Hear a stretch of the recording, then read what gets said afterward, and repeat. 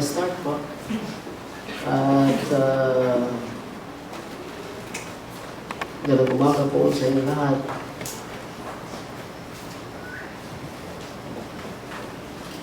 Yan po yung kinalabasan po natin sa 53 hanggang 36 ng Romans chapter 11. Papalaot po tayo para natindihan po natin kung bakit ganyan yung kinalabasan po niya. Hinihiling ko lamang po na tahimik lamang po tayo dahil tatahak tayo sa mga bahagi ito ng kasulatan. Habang unti-unti natin binubuksan ang apat na talata nito,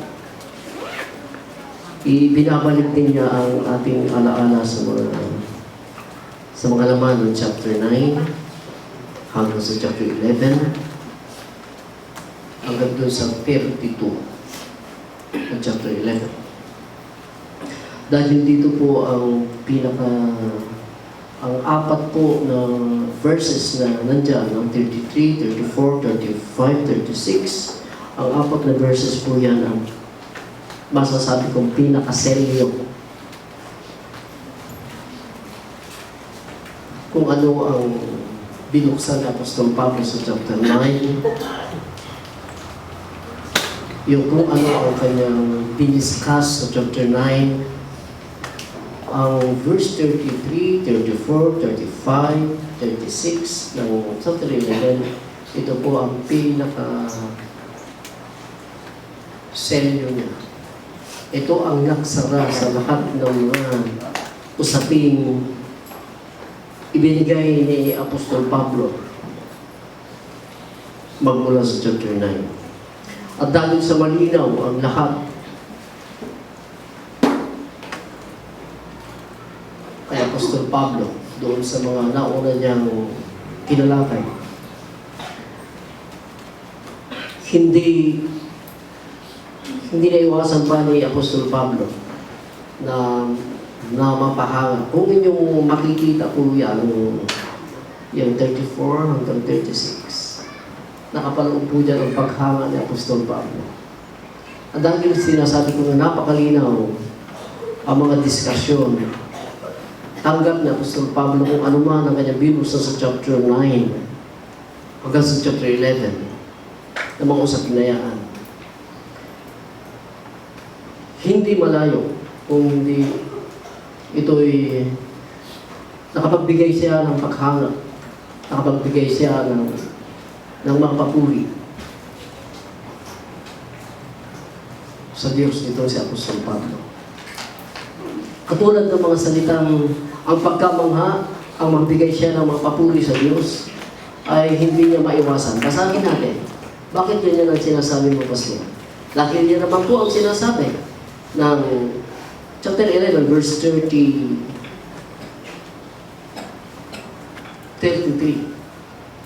All the death. Napakalalim ang mga kayamanan. O napakalalim, sinasabi ni Pablo. Pagdating niya doon, all the depth, all the riches both, all the wisdom and the knowledge of God. How unsearchable. Hindi, ano niyan, hindi natin makali. Haan niyo matutukod na damdanan ni Diyos. Sa verse 35, or who hath first given to him, and that he recompense unto them again? For of him, and through him, and to him, and all things, to whom the glory forever. Amen. Nakapagbigay ng papuri, may mga pagkamangha, ang bahaging ito ng kasulatan ni Apostol Pablo. Dahil para sa kanya, tanggap niya at malinaw sa kanya yung kanyang mga hinalungkat sa chapter 9 hanggang sa chapter 11. At hindi na rin bago ito sa inyong pagdinig dahil natapos po natin ang chapter 9 ng Romans, paulit-ulit natin napapakinggan yan. At sinasabi ko, habang unti-unti natin binubuksan, ibinabalik niya ang ating alaala sa mga laman ng mga kapitulo ito. Ang isa sa mga napagtuunan ng pansin ni Apostol Pablo sa mga kabanatang ito, ang 9 hanggang 11, ito ay ang mga naging desisyon niya. Ang nabigyang pansin ni Apostol Pablo sa mga kabanatang ito ay ang mga desisyon ng Diyos na kanyang ginawa. Nandiyan po yan. Higit sa lahat, ang mga desisyon niya na siya na rin ang kanyang ginawa. Naging desisyon at sinikap ng Diyos na kanyang ginawa ang kanyang mga desisyon. Ito yung unang makikita nyo ang kanyang naging desisyon ay ang desisyon niya sa kanyang bayan. Walang ibang Israelites. Na ang desisyon niya na yun naman ang kanyang sinikap na gawin. Kung mababasa niyo sa chapter 9 hanggang chapter 11, ito ay, ang nakatiklop dito ay ang kanyang bayang Israel. Pansinin niyo ang verse 1 and verse 2 ng chapter 9. Pansinin niyo ang chapter 1, ang chapter 10 ng verse 1 ay ang mga Israelites. Pagdating mo sa chapter 11, verse 1, ang mga Israelitas pa rin ang patuloy na binabanggit ng Apostol Pablo. Ito ang binigyan niya ng pansin. Ang kanyang bansang Israel. At ang bansang Israel, habang binabanggit niya ito ay hindi rin naiwasan ng Apostol Pablo ang iugnay ang mga mananampalatayang hindi sa buhay ng mga Israelitas. At sa kanyang mga desisyong pang-individual, yun ang kanyang napagtuunan. Katulad ng kay Esau na Hudyo. Itong kay Esau, nasa chapter 9, verse 13, hindi tinanggap itong si Esau. At ang tinanggap niya ay si Jacob. Pagka bumaba ka pa rito, ay mapapansin mo ang pagkahalal ng haring Parao ng Egypt na ang inaasahan ng buong daigdig na magiging isang pagpapala siya sa buong daigdig, katulad nung naunang Parao sa panahon ni Jacob, sa panahon ni Joseph, sa panahon ng 11 tribes. Ngunit nung mamatay ang 11 tribes, mayroong sumampa sa trono. At ang nagpasampa rito sa trono ito ay ang Diyos. At ang sinasabi ng Diyos, inihalal kita para maihayag hindi lamang ang kapangyarihan ng Diyos sa buong daigdig, kundi para maihayag ang galit ng Diyos sa buong daigdig. Isasama na rin po natin, mga kapatid, ang mga matagumpay na syudad noon na sa Sodoma at Gomorrah. Nandiyan po yan.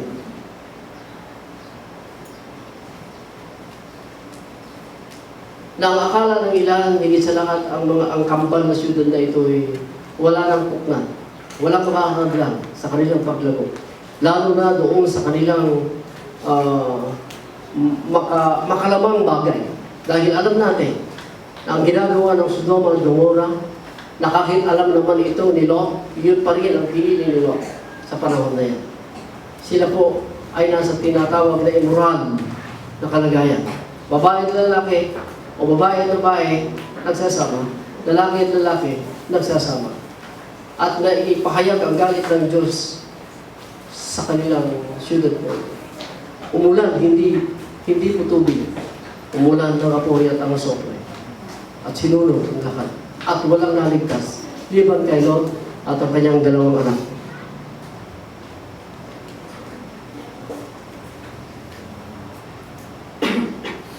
Isama na rin po natin dito yung tinatawag na Apostol Pablo dito na binigyan ng Diyos ang bansang Israel ng napakalalim na pagkaibig. Babasahin po sa inyo rito.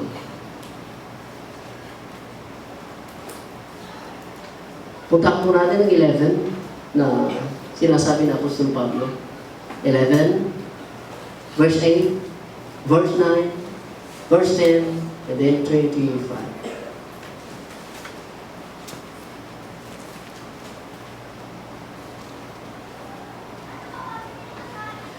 According as it is written, God hath given them the spirit of Islam. Matang hindi nakakakita. Binigyan sila ng Diyos ng napaka-lalim na pagkainggit. Mga tang hindi nakakakita. Mga tenga na hindi nakakarinig. Hanggang sa araw na ito, ang sinasabi ni Apostol Pablo. Bago isinilang ang Panginoong Yesus, nandyan na ang kalagayan ng bansang Israel. Na-idlip siya. Hindi dahil sa siya ang nagpa-idlip sa kanyang sarili. Binigyan siya ng Diyos ng napakalalim ng pagkainggit. Ito ay sa isang dahilan na hindi nais ng Diyos sa kanilang ginagawa. At yun yung sinasabi ni Apostol Pablo. Yan ang kanyang mga pinagpupulang pansin sa pagitan ng chapter 9 hanggang chapter 11. At dumating siya sa pinaka-conclusion. Ito ang kanyang pangsara. Sa 33, 34, 35, 36, and 11. Yung bang sa verse 17 ay, puntahan nga natin ulit sa verse 9. Sa chapter 11, verse 8 and verse 9. At katulad ng sinasabi ni David. And then it said, let their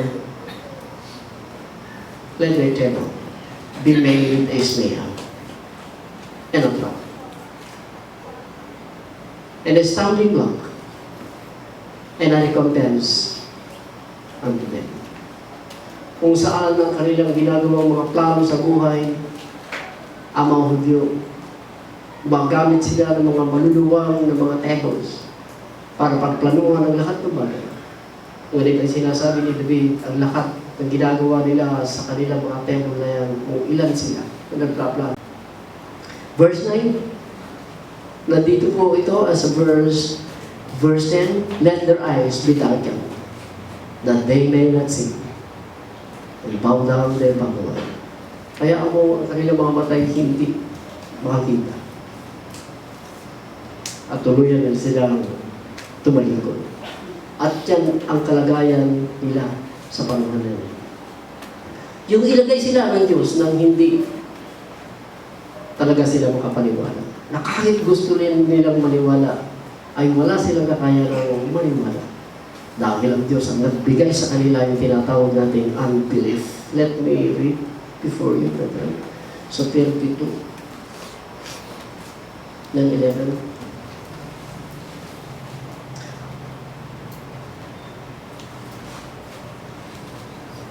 For God hath concluded them.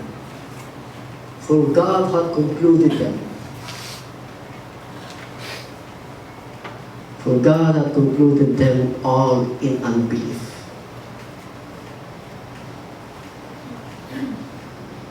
Para ang awa ng Diyos ay mapasalakan. Sapagkat ang Diyos ang nagbigay sa kanilang lahat ng hindi paniniwala para ang mga hindi ay maawa ang Diyos para sa kanila. Pagdating doon, napakalalim ang mga karunungan, kaalaman ng Diyos. Sana pa'y naiugnay nito na ang lahat pala ng mga bagay na kanyang ginawa, na ang mga ginagawa ng Diyos sa panahon na iyon, na sinasabi ni Pablo, at ang mga bagay pang gagawin pa niya sa darating na panahon ay madalas nanimiscalculate. So, yung hindi nila nasusukat ng tama. Hindi nila naiintindihan ang mga ginagawa ng Diyos. Kung ano yung kanyang dinesisyonan, yun na rin ang kanyang ginagawa ng buong sikap. Kung makikita nyo ang ating mga binasay, ito'y kanyang mga desisyon. Na kahit napupumiglas ang lahat sa panahon na yon na si Esau dapat ang gamitin ng Diyos. Bakit si Jacob? Na sana'y gagamitin itong si Parao, bakit hindi ginamit sa mabuting bagay? Na ang mayaman na syudad na ito ay hindi ginamit sa kabutihan, kundi ginamit ng Diyos para ihayag ang kanyang galit sa kalikuang mga bagay na kanilang ginagawa. Na ang bansang Israel, kahit sila ang bayan ng Diyos, ang mga elect persons of God, at binigyan niya ng pagkatulong upang maawa siya sa lahat ng mga tao. Na kahit sabihin man ng mga tao sa panahon na yan dahil hindi nila naiintindihan, kung ganun din naman pala, na hindi gagamitin ng Diyos si Esau, si Parao o ang sino man, hindi ba't may kalikuan ng kanyang ginagawa?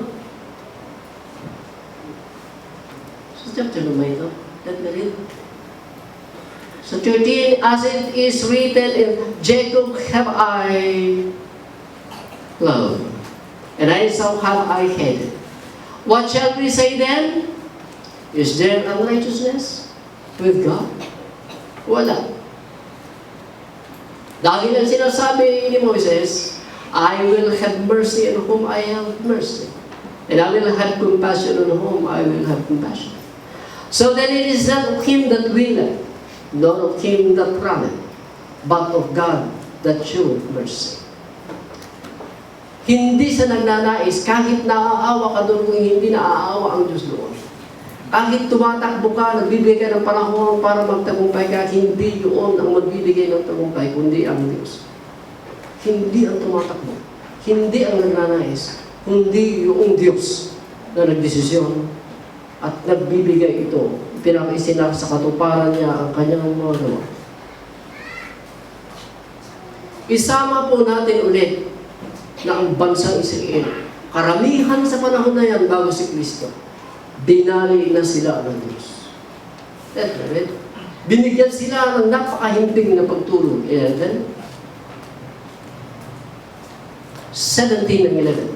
And if some, kung ang mga ilan, and if some of the branches he broken off, and thou Gentiles, being a wild olive tree, were grafted among them. Verse 25, and I would not, brethren, that you should be ignorant of this mystery, lest you should be wise in your own counsel, that the blindness in part is happened to Israel, until the fullness of the Gentiles be coming. Hindi matanggap ng mga Israelitas, hindi matanggap ng mga mananampalatayang hintil, kung ano ang mga nangyayari nito. Nangyari sa bansang Israel. Na sa panahon na yun na sila ang tunay na sa kanong libo, ulit binalik sila ng Diyos. Nakabigyan sila ng napakahimbing na pagtulong na kahit anong gawin nila, hindi sila magigising. Dahil binigyan sila ng Diyos na may limitadong panahon sa kanilang hindi paniniwala. Let me read.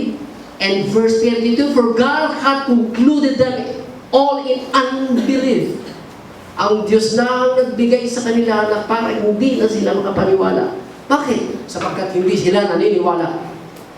At nung makita ng Diyos na hindi na sila naniniwala, nagbigay na siya ng hindi paniniwala. Na kahit maniwala sila, hindi nila kaya maniwala. Dahil ang unang humakbang nito, kung bakit ang desisyong yan at ang desisyong ito ay sinikap ng Diyos na mangyari, ay dahil sila rin ang unang nagpakita ng ganitong mga bagay na masasama sa Diyos. Walang mali o kalimutan sa ginagawa ng Diyos. Kaya nung matalakay lahat ni Apostol Pablo ito at halos hindi matanggap at tuluyang ang hindi natatanggap ng maraming mga mananampalataya, hindi naiintindihan ang sinasabi ni Pablo o napakalalim ang kayamanan ng karunungan at kaalaman. Hindi matingka ng mga daanan ng Diyos. Sapagkat ang kanyang mga ginagawa sa chapter 9 ay nakasandal lahat sa napakalalim at kayamanan na karunungan at kaalaman at ang kanyang mga kaparaanan. Masasabi natin walang kalikuan sa kanyang mga ginagawa. Alam niyo kung bakit, brethren? Sapagkat nakasandal lahat ito sa karunungan ng Diyos. Walang mali, walang kalikuan sa mga ginagawa ng Diyos. Bakit? Sapagkat ito ay galing lahat sa isang napakalalim na kayamanan, ng karunungan, ng kaalaman, yung hindi kailanman nasusukat, yung hindi naiintindihang mga lakad ng Diyos, galing lahat ito. Kaya masasabi ko, ang takbo ng daigdig, ano man ang nangyayari dito sa daigdig, na ginagawa ng Diyos, walang mali pa roon.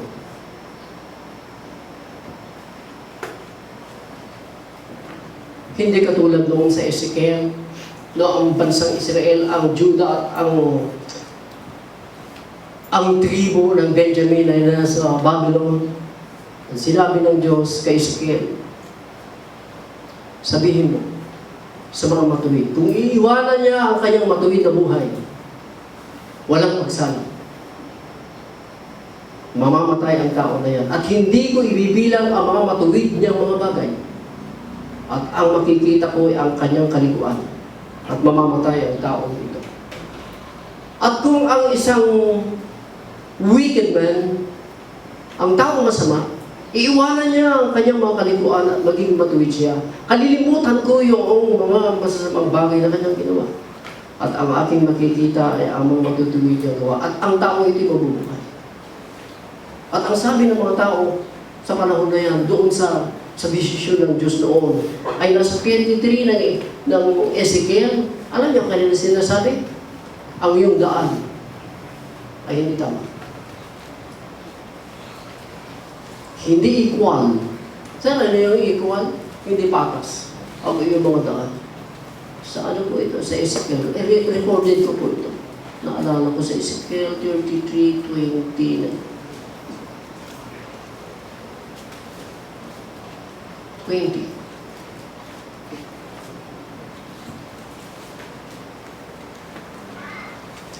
Yet you say, the way of the Lord is not equal.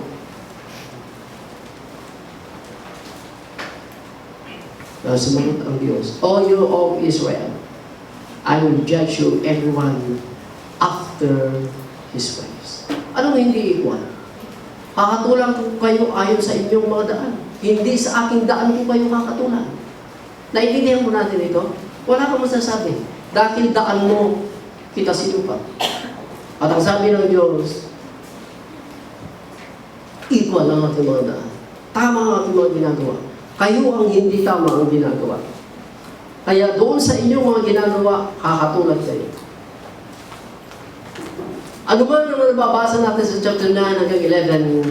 Ito'y pawang nakasandal sa napakayamang karunungan na napakalalim na unawa ng Diyos. Diyan galing ang mga desisyon ng Diyos. Diyan galing ang kanyang mga sinisikap na isagawa sa buong daigdig. Kaya ulitin ko, hindi maiwasan ni Apostol Pablo ang mamangha na lamang dahil naiintindihan niya ito. Marami kasi mga tao, brethren, hindi katulad ng Diyos. Maraming mga tao, marami silang naging desisyon. At ang desisyon na ay sinisikap na isa katuparan. Ito hindi galing sa ganung paraan. Bunga lamang ito ng minsan, bunga lamang ito. Yung kanilang mga desisyon, bunga lamang ito ng kanilang pag-iingat. Ang mga desisyon at sinisikap na gawin. Minsan nga, yung mga desisyon natin, bunga lamang yung tayo ay natotroubles. Yung napapaligiran tayo ng worries. Samantalang ang Diyos ay kaiba. At yung mga desisyon natin na ating sinisikap ay makikita naman natin na hindi maganda ang effect, yung result sa ating buhay. Maging hindi man sa atin. Maging sa mga anak, kasama, anak ng mga anak. Naapektuhan sa mga desisyon natin na hindi naman katulad ng pagdesisyon ng Diyos. Na walang kamalian talaga sa kanyang mga ginagawa. Tayo, yung mga ginagawa natin, ang daming mga kamalian. Apektado hindi lamang sa tayo kung ang ating mga anak, ang ating mga kamag-anakan. Apektado sa mga maling mga gawain na yan. Maalala ko ito. yung desisyon ng aking ama noon, nagsuffer din kami. Nawalan kami ng lupa. Napakaluwang na lupa. Dahil ang desisyon niya ay huwag na siyang papakita sa kanyang ama. At hindi na kami nagpakita noon. Hanggang sa bumalik ang kanyang alaala, wala na ang lupa. Kawatak-watak ang lupa. Nasanay sa mga apo pa niya, pero wala na. But I will try.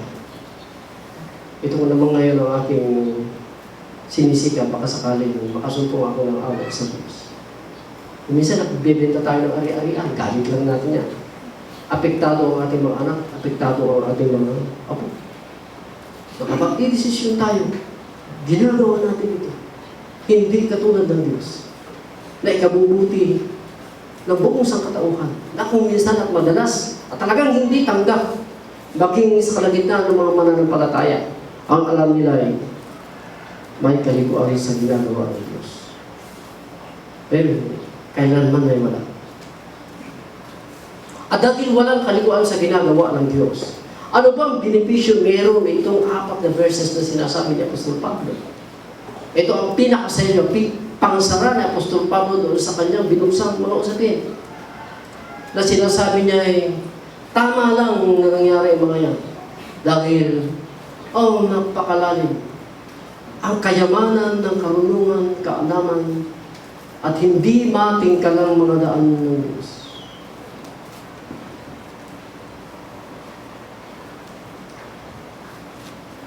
Unang-unang masasabi ko dahil hinahalungkat ko po ito, kung anong benefits meron tayo sa ngayon, ay in Romans, what chapter tayo? Chapter 11:32.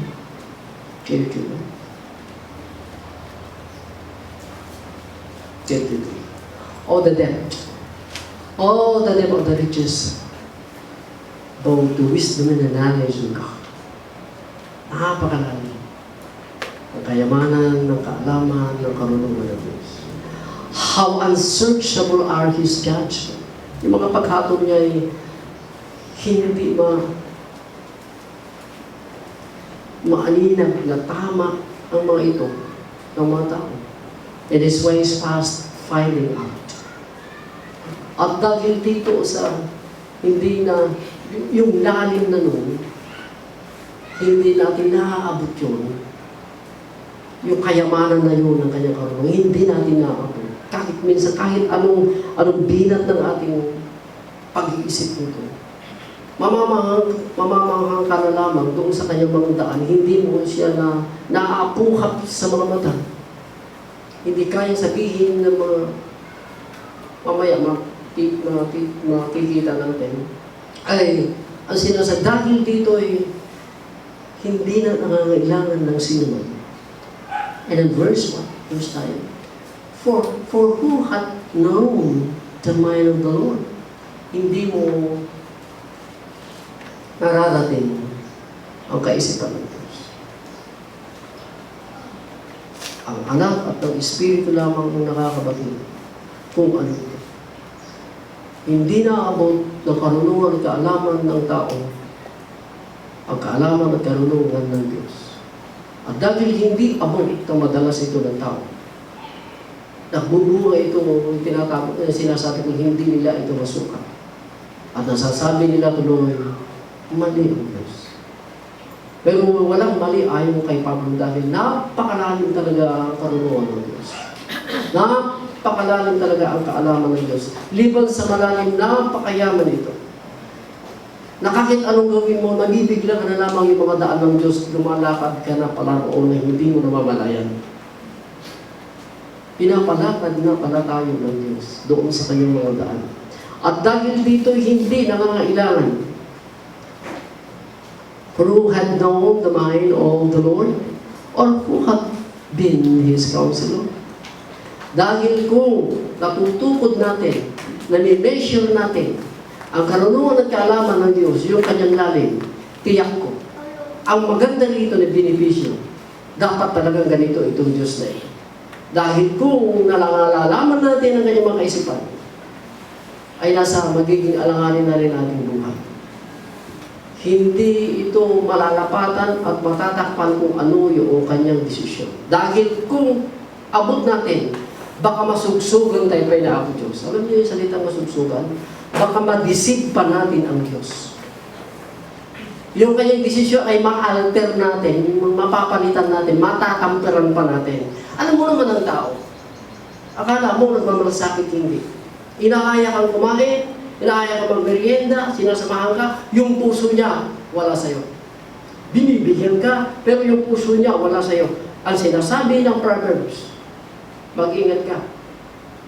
Dahil yung inaaya ka niya na kumain, wala yung kanyang puso sa'yo. Ganyan niya, brethren. Huwag kayong maniwala ka agad. Doon sa lagaan niya, magmanda ito yung mga pray. Brother, kung na yung mga nagatas na dagdagan pray. Worldly naman eh. Worldly naman yan na nila-insan. O yan, insan ko yan. Mapoy, insan ko yan. Yan, sobrang yan, insan. Hindi na, brother na. Bakit mo pakinggan yung pray pa? Pag-iingat. Dahil kung sukat natin ang mga daan ng Diyos, sukat natin ang karunungan ng Diyos, baka masugsugan na pa ang Diyos. Sa tamis nilang magsalita. Alam niyo kung bakit may counselors tayo sa ating bayan? Sa national? Dahil hindi sapat ito na mag-establish ng mga tama. Kailangan natin ang ating kapwa-tao para maibago natin ang tamang mga desisyon. Ngunit ang Diyos, hindi niya tayo kailangan. At salamat na lamang. Dahil kung ang Diyos ay bitin sa karunungan at kaalaman, ay malungkot tayo kayo.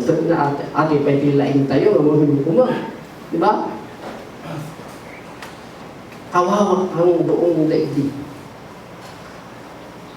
Nasa mabuting kalagayan tayo, brethren. Ang maganda kong nakikita dito. Dahil walang sino mang makapagpapatigil kung ano ang kanyang ginagawa ngayon na siyang naunang naging desisyon niya noong una pa man. Ang iglesia, ang mga mananampalataya, ay nasa magandang takbuhin hanggang sa matapos ang ating buhay.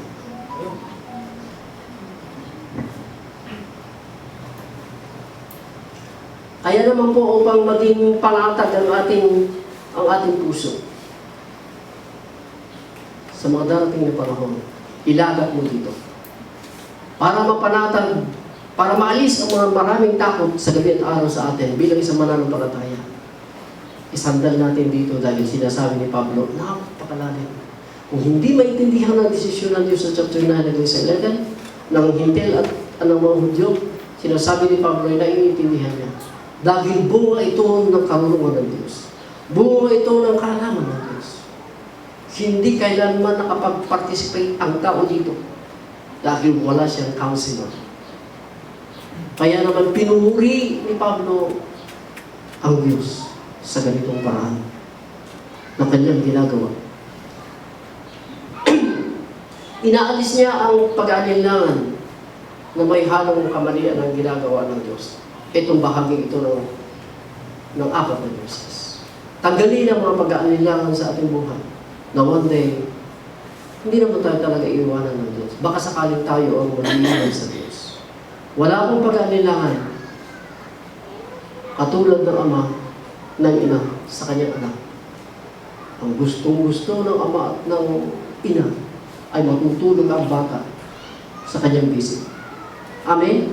Tinitignan ito buong magdamag. Kung maaari lamang, titignan niya ang kanyang apo, ang kanyang anak, sa buong magdamag. Nasabi ko sa Diyos, mas sigit ka kaysa sa amin. Ginagawa mo ito sa amin. Kung ginagawa namin ito sa aming mga anak, aming mga apo, mas sigit kang gumagawa ito sa amin. Ay sinasabi ko sa Diyos, sa gabi, matutulog ulit kami sa iyong braso. Iingatan mo kami. Dahil yan ang Diyos. Wala siyang ginagawang kalikuan, wala siyang ginagawang kamalian, noon sa mga darating pa. Kung ganito ang nilalaman ng 4 na verses na ito, huwag kayong mag-alilangan, iingatan talaga tayo ng Diyos. Sa gabi at sa araw. Yung kaunting trabaho natin na pinagpupunan natin ng pagkain, inumin at kasuotan, iingatan tayo doon ng Diyos. Na kahit mas malaki ngayon ang utang natin kaysa doon sa sweldo natin. Kung titignan mo, mas malaki yung utang natin kaysa yung sweldo natin. Iingatan tayo ng Diyos. Magpapatuloy lamang tayo, kung nakasandal tayo doon sa mga daan, magaganda ang ating kinalalagyan, brethren. Pawang katwiran ang kanyang saligan na gawin ang isang bagay. Kaya iwasan natin ang madalas na magtanong. Katulad ng mga tanong na nasa chapter 9, nasa chapter 10, na tanong ng mga pag-aalilangan. Ngunit dumating sa pinakahuli si Apostol Pablo na pakalalim mga karunungan at kaalaman. Ang gawin natin, anong gawin natin, brethren? Dahil ang Diyos, ang kanyang mga ginagawa ay walang kalikuan, walang mali. Ginagawa niya lahat ito sa lahat. Lahat-lahat ay sa katwiran. Ginagawa niya lahat ito sa pamagitan ng katwiran. Kung mababasa niyo sa 3 verse 4, lahat ng iyong ginagawa ay pawang sa katwiran. Pawang banal na paraan. Ngayon, pagkatapos niyang banggitin, chapter 12, ito ang pinakahuli natin. Kaya nga mga kapatid, aking pinamamanhid. Sa magitan ng awa ng Diyos that you present your bodies in living sacrifice, holy, acceptable unto God, which is your reasonable service. And be not conformed to the world, but be transformed by the renewing of your mind, that you may prove what is the good and acceptable and perfect will of God. Dahil wala siyang ginagawang kalikuan, sasabayan natin. Magkukonklusyon si Apostol Pablo, ibigay natin ang ating sarili. Iharap natin ang ating sarili, katanggap-tanggap, buhay na hain, banal. Mag-iba tayo ng pag-iisip. Huwag tayong sumang-ayon sa daigdig, kundi tignang mabuti ang kalooban ng Diyos. Maraming Christians today, tao, pero isama natin ang maraming pangkat ng mga mananampalataya, hindi nagsisikap na alamin ang perfect will ng Diyos. Ang sinisikap nila ay gawin ang kanilang kalooban, iniisip na mabuti, pinagplaplanuhan mabuti, ginagastusan ng mabuti. At liban doon ay binibigyan ang kanyang lakas na mabuti para magawa ang kanyang kalooban, perfect na kalooban na hindi ito kalooban ng Diyos. Ganyan ang tao. Ngunit kung tunay tayong mananampalataya at ang gusto natin at ang tahak natin ay doon, hindi doon sa hell, mas madali natin gawin ang gawing banal ng ating sarili. Dahil walang mali na ginagawa ang Diyos. Noon, sa mga hinaharap. Kung malalalim, aanalisa kung ano bang meron talaga sa ating, kung ano ang dapat nating gawin bilang isang mananampalataya. Kung malalalim ito, hindi malilit ng mga tao ang daan ng Diyos. Kailangan ng masusing paglilingkod sa buhay nating mga mananampalataya. Seryosong paglilingkod. Seryosong pagpapakumanan. Let us pray. Sambahin ka, O Diyos. Dahil po sa walang kalikuan, ang mga ginagawa noon, ngayon, nasa darating pa, kaya ano po, nadadaan po kami sa iyong mga daan. At pagka kami po ay dumadaan sa iyong mga daan, walang pagsala, walang pag-aalilangan, na ihahandog namin ang aming sarili. Kabanang, katanggap-tanggap po sa iyo. At habang ito ay nangyayari sa amin, na ihahandog namin ang aming sarili sa iyo, mapapalayo po kami sa mga gawain ng daigdig. Salamat sa ngalan ng aming Panginoong Yesus. Amen.